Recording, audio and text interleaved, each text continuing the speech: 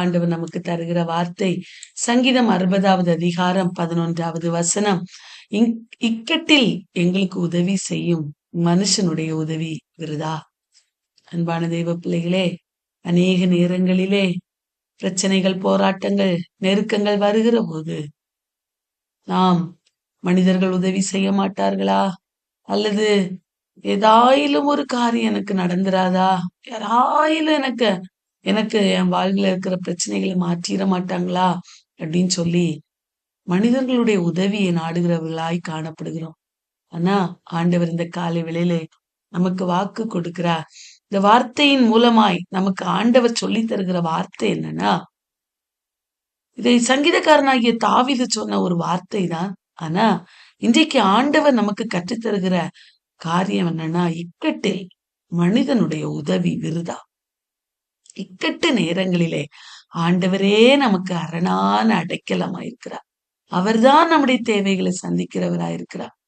இந்த சங்கீதம் 60வது அதிகாரமானது ஒரு யுத்தத்துக்கு போகிற போது தாவீது அவன் சொன்ன ஒரு சங்கீதம். பிரியமானவர்களே, அவர் சொல்றாரு, ஆண்டவரே நாங்க போருக்கு போறோம்.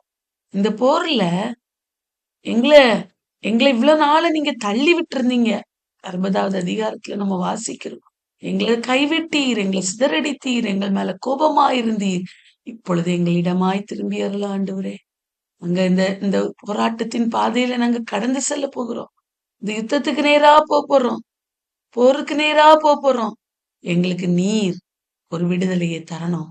எங்களுக்கு ஒரு அற்புத ஒரு காரியத்தை இந்த காலை வெளியில செய்யணும், இந்த நாளில எங்களுக்கு செய்யணும் அப்படின்னு சொல்லி ஆண்டுடைய சமூகத்திலே போராடி ஜெபிக்கிறதை பார்க்கிறோம். விசுவாசத்தோடு சில காரியங்களை அவர் அறிக்கை செய்கிறார்.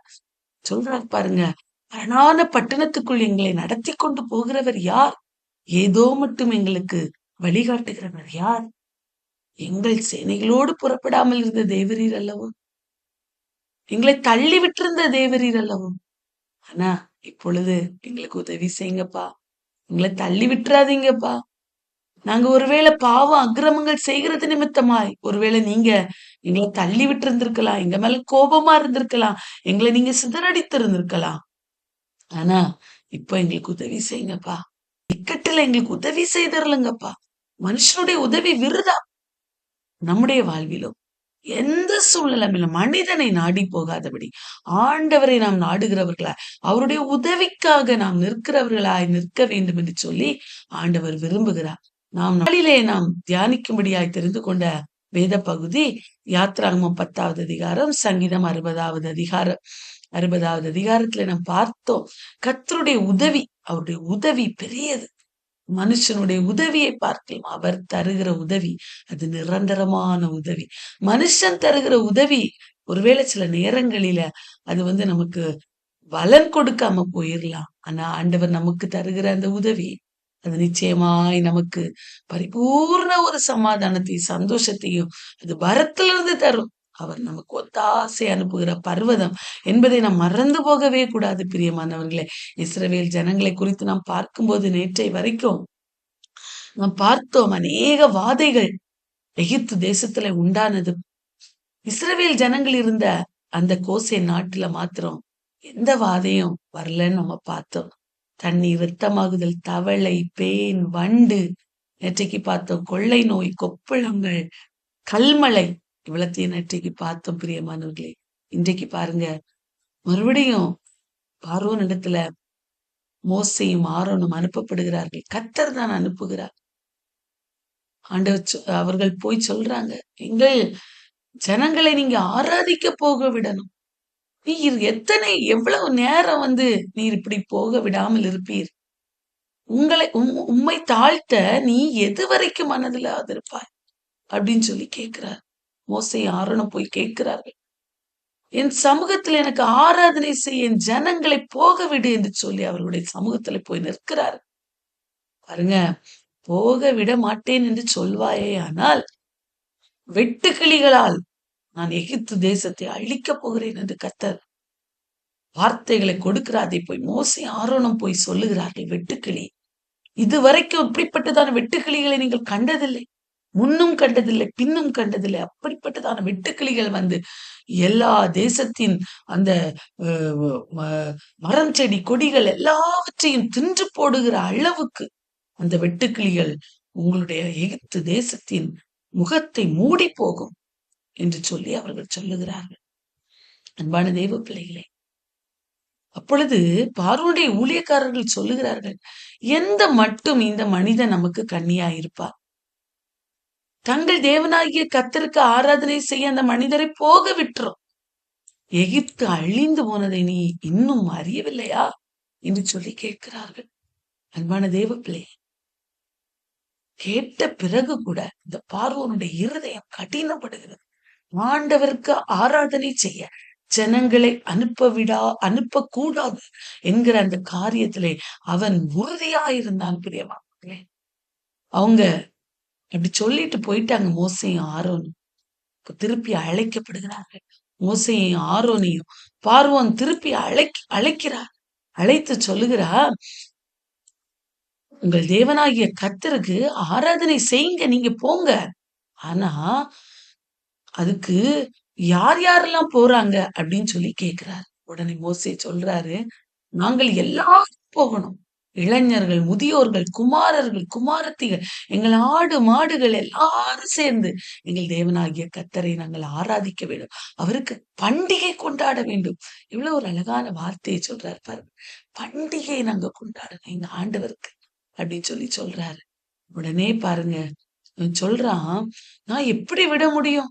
உங்கள் குழந்தைகளையும் உங்களுடைய முதியோர்களை எப்படி விட முடியும்? நீங்க கர்த்தர் உங்களோடு இருப்பாராக, எச்சரிக்கையா இருங்கள், உங்களுக்கு பொல்லாப்பு நேரிடும். பாருங்க, கர்த்தருக்கு ஆராதனை செய்யணும்னு சொன்னோன்ன என்னதெல்லாம் பிசாசு கொண்டு வரான் பாருங்க. நம்முடைய வாழ்வில கூட ஆராதனைக்கு போனோம், சபைக்கு போனோம், ஆண்டவரை ஆராதிக்கணும், அல்லது டெய்லி காலையில இந்த பிரேயருக்கு வரணும்னா பல தடைகள் வரும். பிரியமானவர்களே, கொஞ்ச நாள் அந்த தடைகளை எதிர்த்து நம்ம வந்துட்டோம்னா இந்த தடைகளை மேற்கொள்ள ஆண்டவர் கிருபை தருவார். தூக்கம் வரும், சோர்வுகள் வரும், மூஞ்ச கழுவிட்டு நல்ல உற்சாகமா ஜெபிக்கும் போது தடைகளை ஆண்டவர் மாற்றுவார், சோர்வை மாற்றுவார். அப்படியே இருந்த ஆண்டவருக்காக ஆண்டவருடைய சமூகத்துல ஜெபிக்க உதவி செய்வார். பாருங்க, அவன் சொல்றான், உங்களுக்கு பொல்லாப்பு நேரிடும், எச்சரிக்கையா இருங்கள், கர்த்தர் உங்களோடு இருப்பார். பாருங்க, அப்படியே நல்ல விதமா சொல்றது மாதிரி சொல்றாரு. நம்மளும் இந்த காலை வெளியில ஆண்டவருக்கு ஆராதனை செய்யணும், வேதத்தை வாசிக்கணும், ஜெபிக்கணும்னா பல எண்ணங்களை பிசாசு கொண்டு வருவான். இன்றைக்கு அவைகளை முறியடிக்க ஆண்டவருடைய சமூகத்துல பலனை கேட்கிறவர்களாய் காணப்படணும். பிரியமானவர்களே, அதுதான் ஆண்டவர் இந்த உலகத்துல, அதற்காக தானே ஆண்டவர் இந்த உலகத்துல நம்ம வைத்திருக்கிறார். அவரை ஆராதிக்கணும், அவரை துதிக்கணும், அவரை மகிமைப்படுத்தணும். இப்படி செய்யும்போது இந்த மற்ற ஆசீர்வாதங்களை ஆண்டவர் நமக்கு கூட தருவார். பிரியமானவர்களே, உடனே அப்படி வேண்டாம், புருஷராகிய நீங்கள் மாத்திரம் போய் கர்த்தருக்கு ஆராதனை செய்யுங்க, உங்க ஜனங்களுக்கெல்லாம் பொல்லாப்பு வந்துடும், குழந்தைகளுக்கு பொல்லாப்பு வந்துடும். இப்படி அவன் சொன்ன உடனே அவர்களை துரத்தி விடுகிறான். பாருங்க, பார்வோனுடைய சமூகத்தில் இருந்து அவர்கள் துரத்தி விடப்பட்டார்கள். ஆண்டவரை ஆராதனை செய்யணும்னு சொன்னதுக்கு துரத்தி விடப்படுகிறார்கள். அன்பான தெய்வ பிள்ளையே, நடந்தது என்ன? வெட்டுக்கிளிகள் உண்டானது. எகிப்தியர் வாழ்ந்த இடங்களில் எல்லாம் வெட்டுக்கிளிகள் தேசத்தை மூடி போட்டுட்டு பயிர்வா எல்லாத்தையும் அழிச்சு. இப்ப பாருங்க, மறுபடியும் கூட்டு அனுப்புகிறார்.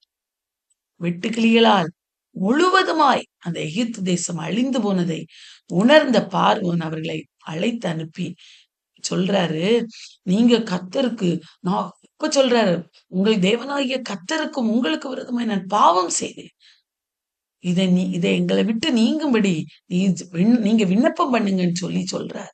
உடனே அவங்க போய் கர்த்தரை நோக்கி விண்ணப்பம் பண்ணுகிறார்கள். விண்ணப்பம் பண்ணும்போது கர்த்தர் மகா பெரிய காற்றை வீசும்படி செய்து அந்த வெட்டுக்கிளிகள் எல்லாத்தையும் அடித்துட்டு போய் செங்கடல்ல ஆண்டவர் போடும்படியாய் செய்கிறார். பாருங்க, ஒவ்வொரு சூழ்நிலை மேல ஆண்டவர் அற்புதத்தை செய்கிறார். ஆனா பார்வோனுடைய இருதயம் கடினப்படுகிறது. ஏன்னா ஆண்டவர் தான் கடினப்படுத்தினார். எதற்குனா, ஆண்டவர் ஜீவிக்கிறவர், அவர் யெகோவா தேவன், அவர் இருக்கிறவராகவே இருக்கிறவர் என்பதை பார்வோனும் எகிப்தியரும் கண்டுகொள்ள வேண்டும் அல்லவா? அது மாத்திரமல்ல, இஸ்ரவேல் ஜனங்களும் அதை பார்க்கணும்ல. விசுவாசத்துல நம்பிக்கையில இன்னும் உறுதிப்பட வேண்டும் அல்லவா? அநேக காரியங்களை ஆண்டவர் காண்பிக்கிறார். பாருங்க, மறுபடியும் பாருங்க சொல்றாரு. இப்ப மோசே கேக்குறாரு, வா, இஸ்ரவேல் புத்திரரை மறுபடியும் அவன் என்ன செய்யல, போக விடல, ஆண்டவரை ஆராதிக்க. அப்பொழுது மோசேயை பார்த்து சொல்றாரு கர்த்தர், இனி அடுத்தல நான் ஒரு வாதையை அனுப்ப போகிறேன். அது கார் இருள், யார பார்க்க முடியாத அளவுக்கு ஒரு இருள் 3 நாள் மட்டும் அங்கே வரும், எகிப்து தேசத்துல வரும் அப்படின்னு சொல்லி ஆண்டவர் சொல்லுகிறார். 3 நாள் மட்டும் ஒருவரை ஒருவர் பார்க்கவில்லை. அவ்வளவு பெரிய இருள், அன்பான தேவ பிள்ளைய. ஆனா இஸ்ரவேல் புத்திரர் யாவருக்குமோ வெனில் அவர்கள் வாசஸ்தலங்களில் வெளிச்சம் இருந்தது. அன்பான தேவ பிள்ளையே, இந்த காலை வேளையில் இந்த உலகத்திலே எல்லா மனிதர்களுடைய வாழ்விலும் இருள் இருக்கலாம். உலகத்திலே உலக வாழ்விலே இருள் இருக்கலாம். ஆனால் ஆண்டவரை ஆராதிக்கிற பிள்ளைகளுடைய வாழ்விலே அவருடைய முகத்தின் ஒளியை அவர் பிரகாசிப்பிக்க வல்லவராயிருக்கிறார். அவர்கள் அவரை நோக்கி பார்த்து பிரகாசம் அடைந்தார்கள். அவர்கள் முகங்கள் வெட்கப்படவில்லை என்று வேதம் சொல்லுகிறது அல்லவா? அன்பான தெய்வ பிள்ளையே, நம்மை வெட்கப்படாதபடிக்கு ஆண்டவர் நடத்த அவர் உண்மையுள்ள தெய்வமாய் காணப்படுகிறார். இப்பொழுது இந்த காரிருள் வந்தபோது பார்வன் சொல்றாரு, உங்க எல்லாரையும் நான் ஆராதிக்க அனுப்புகிறேன். ஆனா இப்ப சொல்றாரு, உங்கள் ஆடுகள் மாடுகள் மாத்திரம் போக வேண்டாம், அவைகளை மாத்திரம் நிறுத்தணும், மீதி எல்லாரும் போங்க. பாருங்க, பிசாசு என்னெல்லாம் யோசித்து செய்கிறான் பாருங்க. ஆண்டவரை ஆராதிக்க விடாதபடி தடை செய்ய வேண்டாம், அதுதான் உன்னுடைய எண்ணம். அன்பான தேவ பிள்ளையே, உன்னால வேதம் வாசிக்க முடியலையா? ஜெபிக்க முடியலையா? ஆண்டவரை தேட முடியலையா? எல்லா ஞாயிற்றுக்கிழமையில போய் ஆண்டவரை ஆராதிக்க முடியலையா? தடை யார் செய்கிறானா? பிசாசு. அவனுக்கு ஆண்டவரை ஆராதிக்க பிடிக்காது. எப்படி ஆராதிக்க விடுவான்? அவன் மேல உலக காரியங்களின் மேல நாட்டத்தை உண்டு பண்ணுகிறவன் அவன்தான். அவன்தான் ஆண்டவரை ஆராதிக்க முடியாதபடி தடை பண்ணுகிறவனாயிருக்கிறான். அதை ஜெயித்து போராடி முன்னேறுகிறவர்களாய் காணப்பட வேண்டும். அப்போதான் ஆண்டவருடைய முகத்தின் ஒளியை நம்ம மேல பிரகாசிக்க பண்ணுவான். அன்பான தெய்வ பிள்ளையே, மறுபடியும் அவன் போக விடவில்லை. ஏன்னா மோசே ஆரோனுக்கு திட்டமாய் சொல்லிவிட்டாங்க, எல்லாம் சேர்ந்து ஆடு மாடுகளோடு நாங்க ஆண்டவரை ஆராதிக்கணும்.